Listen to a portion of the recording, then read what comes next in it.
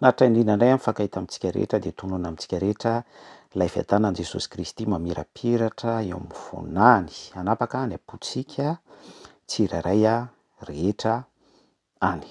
Eny ary tompoko toy an'ilay resaka solika mitapoka omaly dia nampifanazavana kely satria nisy tamintsika nametraka fanontaniana hoe tsy de azoko loatra ny fifandraisan'ilay resaka solika mitapoka amin'ny tontolon'ny baiboly sy ny resaka famonjena. Miangavy ianao sokafin'ny baiboly satria miainga amin'ny soratra masina foana isika. Ny Matteo 5:20 mikasika ny amin'ireo tantaran'ny vehivavy 10 ampakarina virjina manambara ny fiangonana sy ny mpampakatra Jesosy Kristy. Ary ireo vehivavy virjina 10 ireo dia nizara roa, virjina 5 endry sy ny virjina 5 adala. Ary indrindra ao anatin'izay tantarany fiandrasana ny mpampakatra izay, ireo voantso ho isan'ny fofombady ho ampakarina, miroso amin'ny antsoina hoe vady ampakarina rehefa tonga ny mpampakatra. Indrindra ao anatin'izay tantara asongadiny Matteo 5:20 miendrika fanoharana izay dia misy eto ilay sujet antsika ny resaka solika. Ary io solika io dia rehefa fakafakaintsika sy dinihantsika lalina dia misy norma takin'ny soratra masina, misy fetra takin'ny soratra masina ny fahatsarana sy ny kalitaon'izy io. Satria io solika io no antoka mampirehitra ny fanilo hitsenantsika ny mpampakatra. Averiko tsara hoe ny solika no antoka, ny solika no antsoina hoe loharano firehetan'ny fanilo ahafahan'ny vady ampakarina ireo fofombady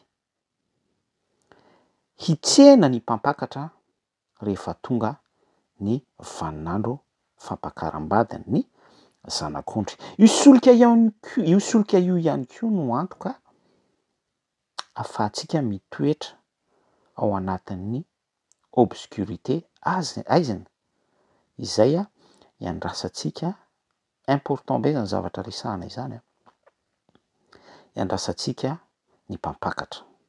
Important be hoy zany satria izao vanim-potoana iainantsika izao dia azo ambara hoe ao anatin'ny aizina ny vehivavy, ny fiangonana, ny vady ampakarina ny resaka eto zazainao, ao anatin'ny fampahoriana izao tontolo izao, ao anatin'ilay antsoina hoe fahoriana. Ety amin'ity zao tontolo izao ity no ahitanareo fahoriana. Ka raha ratsy ny kalitaon'ny solika dia mazava ho azy fa ratsy ihany koa lay hazavana fa mirapiratana endrika aterak'ilay hatsaran'ilay solika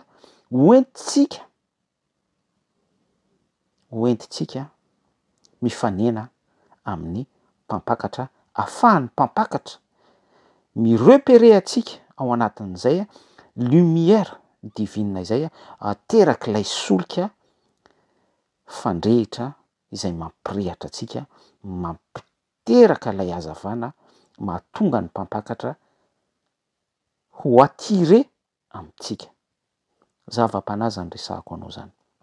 Ka amin'izao vanim-potoana izao dia menomenona ny vahoaka mitaraina ny valala-be mandry hatramin'ny androm-panjakana isa-tokony ny General Seg sy ny mpiara-miasa ao an-dampo rehetrarehetra ny amin'ity resaka solika mitapoka ity.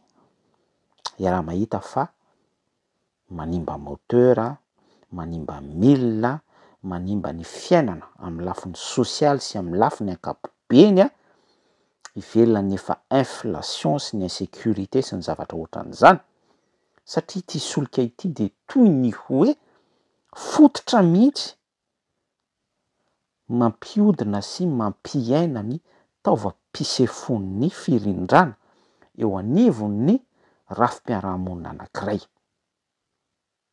Amen.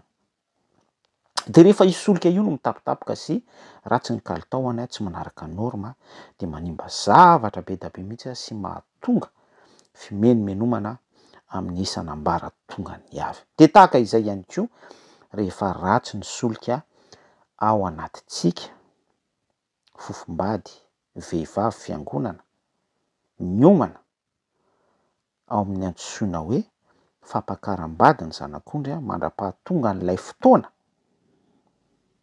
amangin'ny mpapakatra atsika ao anatin'ny fotoana tsy ampoizina. Midika zavatra be da be zany zavatra resantsika izany a.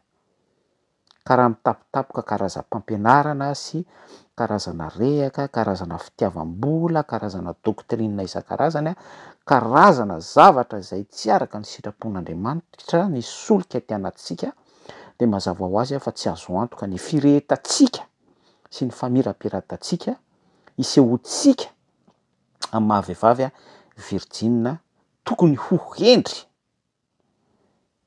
hitsenatsika ny mpapakatra atsika.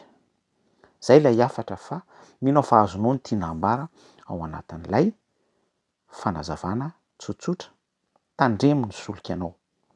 Aza avela ho tapitapohan'izao tontolo zao a, na aza avela ho tapitapohan'ireny milaza zo sœur sy frère en Krista isan-karazany zay tsy mitoetra tsara amin'ny fampianaran'i Kristy ireny, aza avela ho tapitapohan'ny rehaka ety amin'ity zao tontolo zao ity, aza avela ho tapitapohan'ny mpanao politika, aza avela ho tapitapohan'ny karazana fampianarana izay tsy miorina eo ambonin'ny fanorenana apôstôly, fanorenana Jesosy Kristy, tsy miorina amin'ny fahamarinana ny filazantsara sy ny heriny fitsanganana amin'ny maty rehefa tsy madio sy tsy pura ny solika atsika dia miteny amintsika fa sarotra amintsika ary tsy afaka hanana accès amin'ny resaka naosy isika, tsy afaka hisitraka ny fampakaram-bady ny zanak'ondry isika. Mirahasoa antsika rehetra le tain'i Jesosy Kristy mamirapiratra eo amin'ny voninahiny. Veloma ary tompoko.